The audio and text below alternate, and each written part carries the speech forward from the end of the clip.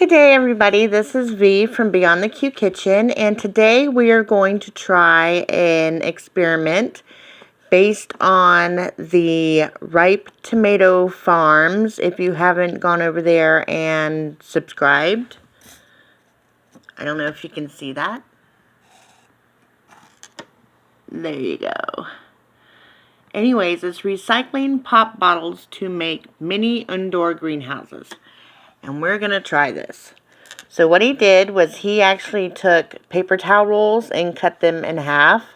My toilet paper rolls are actually 6 inches. So what I did was I took them and you cut 4 half-inch slits into the bottom, evenly spaced.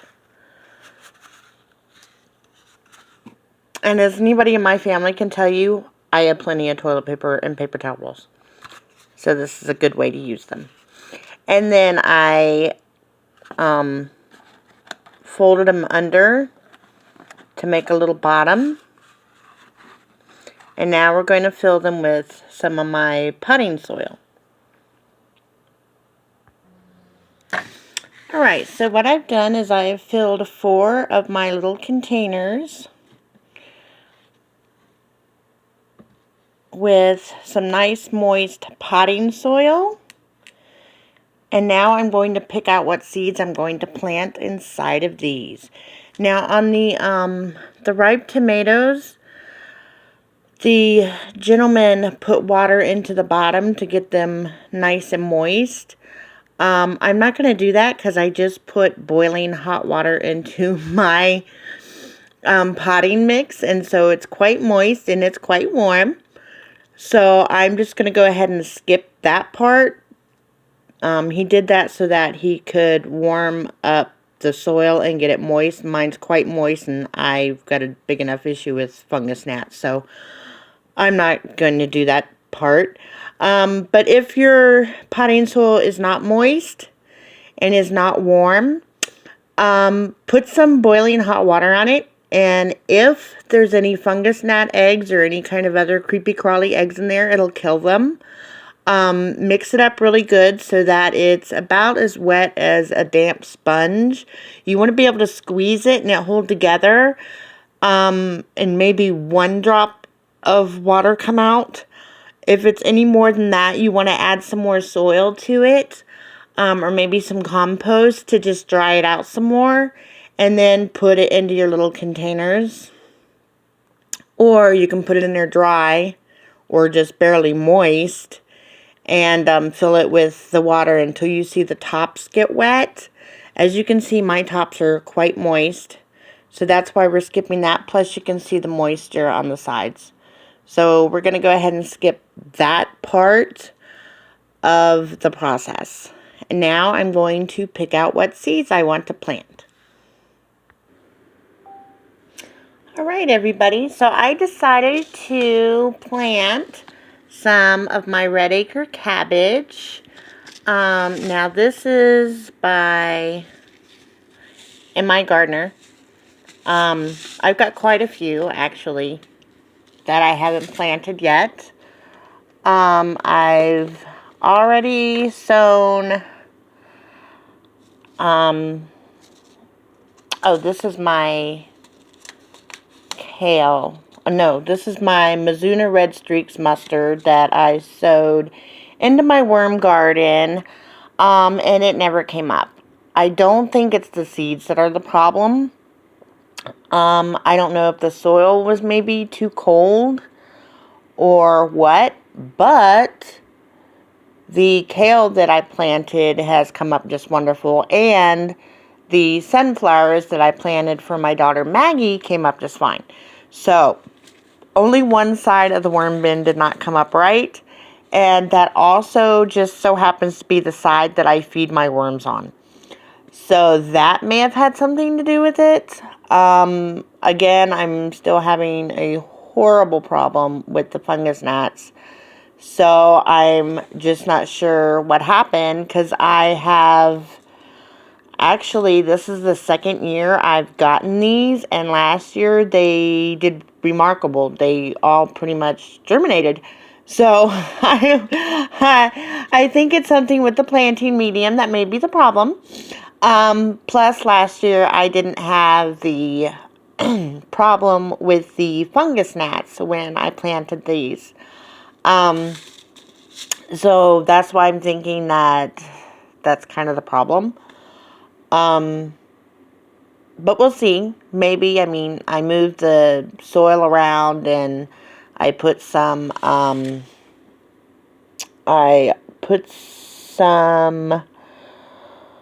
grit down in there, a mix of, crushed up,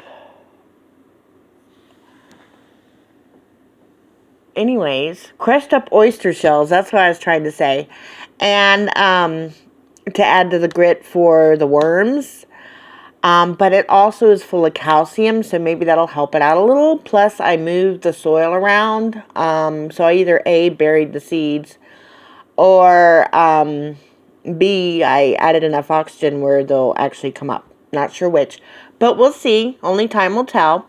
But I've put 3 seeds in each one of these. And now I'm going to go put them over in my grow area. And I'm going to cover them up. Now, the gentleman in the, I can never remember his name. The gentleman in the Ripe Tomato Farms covered them with pop bottles. Well, I'm from the South, so we call them soda bottles. And unfortunately, I don't have any soda bottles right now, but he did not put the soda bottles on them, I don't think, until after they had germinated. I'm going to have to go through and look again. Yeah. Looking at it, they had germinated, then he put them, they had germinated in these little containers, and then he put them into a planter with soil. And then he covered them with the soda bottles. So I've got a little time here. I'm going to order me some soda, and oh geez, I'm just going to have to sacrifice myself and drink myself some root beer. Which is really no big deal. Not too big a sacrifice. I do have a lot of juice containers at my house because my kids drink a lot of juice. The problem is with those is these containers stay on the plants until the plants are mature and ready for harvest.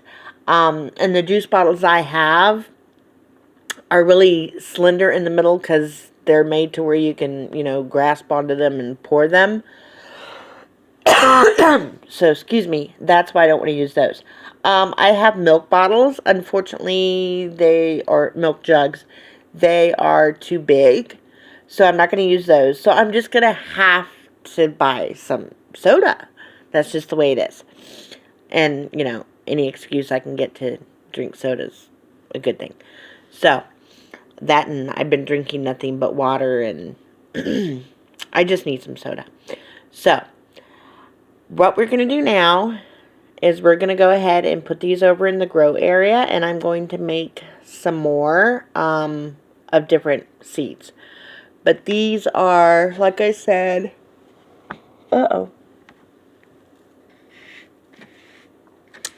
I haven't made the tape yet to put in these, so alright, I will do that, and then I will come back and let you know what else we're going to do today. Alright, I'm back. I could not find any more toilet paper rolls or paper towel rolls. Apparently the large box I had them saved in got taken out to recycling Friday. But I've got plenty of little plastic containers because I do a lot of food prep, so I found something that I could use. Now this is literally just a plastic container that you get like meat or something in. I think this one was ground pork. I sterilized it very well, and that was like over a year ago. I've had this for a really long time. So I went ahead and I put some holes in the bottom for drainage.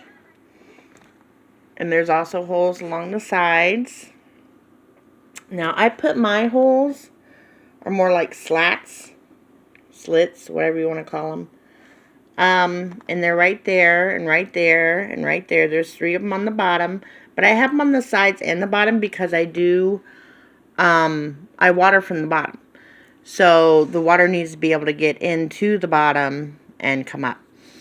So what I have here is I had a half of a packet of dwarf Siberian kale seeds left from last year, from Eden Brothers.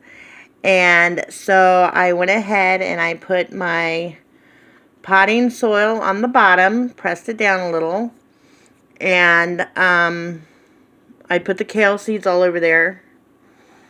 We'll do this like a microgreen, but I will take some of the stronger ones out and actually plant them in my planter. I need 4 of them, and then I'll use the rest as my microgreens. And now what we're going to do is just layer a little bit of this extra potting soil on top. It's good and moist, and it's been inoculated against the little creepy crawlies, because, you know, I don't like the creepy crawlies. They freak me out. Says the person who has worms for pets.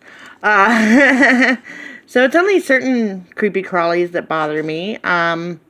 Fungus gnats are a real big bother for me, speaking of which. There we go. So we're just going to press this down lightly over top of the seeds. Just like that. And now what I'm going to do is I'm going to go ahead and cover this with some plastic wrap. Because, again, I don't want the nasty fungus gnats getting into my mix. There are dino bites in here, right there, to keep the fungus gnats away. And this right here is a piece of the oyster shell that didn't get quite broken down, but that's alright. There are no worms in here. I took it out of the container that was not a vermicompost, which is a good thing because I put boiling water on top of it that had neem oil in it, and the second dose of boiling water was half peroxide and half boiling water. So if there were any worms in there, they'd most certainly be fried. It reminds me of a book I read when I was in kindergarten, How to Eat Fried Worms. If you've never read it, you really should. It's really hilarious. Or at least it was to me in kindergarten. So this is ready to go, and now I'm just going to put my plastic wrap over top of it, and I may have to tape it down, depending on how well it sticks. I don't know about you, but I can never get plastic wrap to stick to anything other than itself. So I'm going to pause you again, and I'll be right back. Alright, good people. So I am finally done taping up my, now I done forgot what it was. That just figures. Oh yes, my dwarf Siberian kale, I believe. Anyways, I just taped a bunch of saran wrap over this until it germinates. And I've made it so incredibly airtight that there were 2 little fungus gnats that were in there. Actually, they were full-grown fungus gnats. And they must have gotten in there while I was getting the paper because there was some flying around. Well, they started crawling out or trying to escape after I taped it up. So I squished them and now they're dead, which makes me happy. So if there's any more in there, fairly soon they're going to start coming out because they're going to lose oxygen. And I've got it really well taped. So that's one way to kill them. Oh, there's another one. Oh, yeah, he's trying to get out too, but he's dead now. So, alrighty then. I'm going to go put this in my grow area, and then I'm going to get another tray, and we're going to do this all over again with something else. Alright, I'll be right back.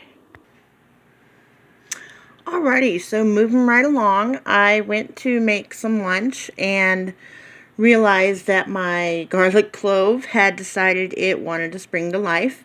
So I took its skin off, and I had already put the potting soil in this container. It's got holes for proper drainage. It also will allow me to still bottom water. And I put my garlics in there. There's 2, 4, 6, 8 garlics in there. So hopefully that'll work, and pretty much use them for garlic cloves. But I've never put them directly into the soil before. I've always put them in little paper towels around them to keep them moist, and I put them over on my stove that's obviously quite full of stuff right now. It'll get cleaned off in a minute. That was my dinner that I was cooking over there. I'm just waiting for it to cool down so I can put it in the refrigerator. So hopefully this will go well. I'm going to put them under some grow lights over in my growing station, and after we finish this today, finish planting up all this stuff, I'll show you my little area. While I was putting holes in this, I figured I might as well put holes in everything I was going to plant with. So this is actually just a bottom of a reusable takeout container. I think it's from, I don't know, Sherry's here in town, or maybe IHOP. Who knows? Anyways, that's unimportant. It's pretty, and it's red, and it's got 2 containers, 2 sots, so I can actually put 2 different things in here. And it's got plenty of drainage holes so I can bottom water, and it can still come out the sides as well. So I'm going to use that for, I don't know what. I just thought it was pretty, and it was in my bin with all my other containers, but it didn't have a lid. So I sacrificed it. Because that's just what I like to do, is repurpose things.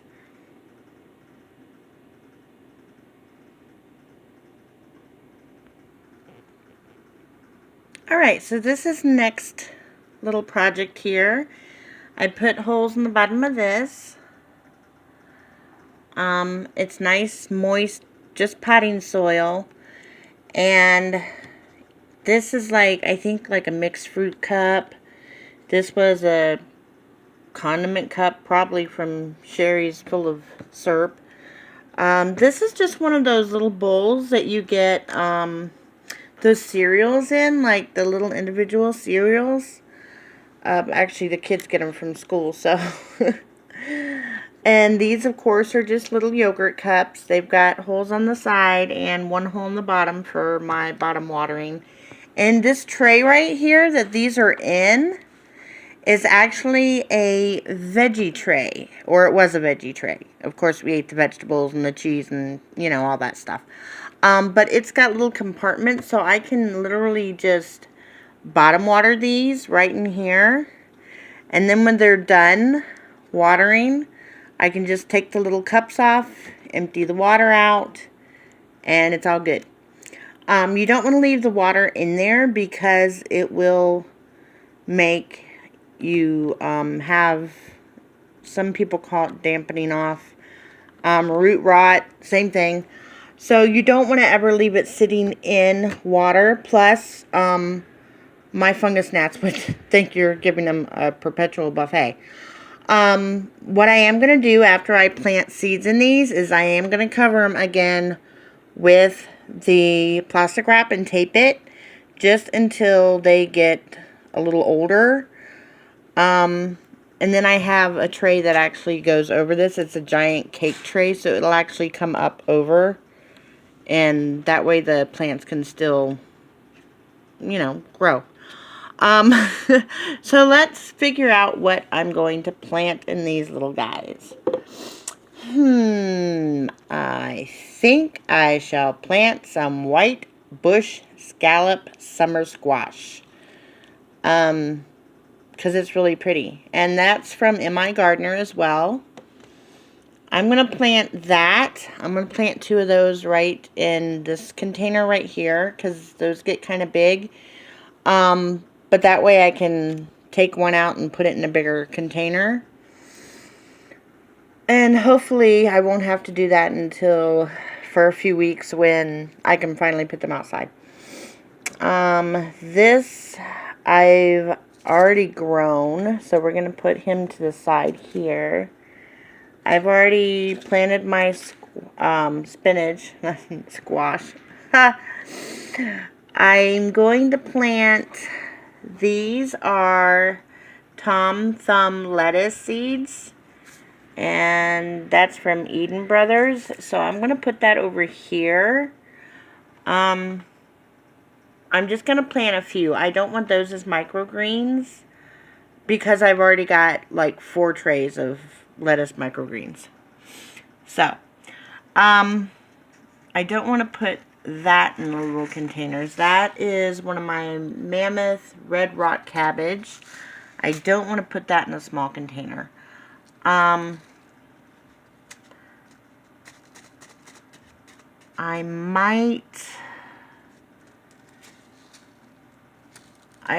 have 2 of these actually, purple sprouting broccolis.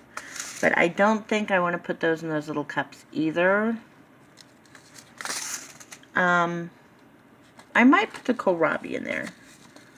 Yes, I think I'll do that. I'll put my purple Vienna kohlrabi and probably 2 seeds in each little cup. So let's go ahead and get that started.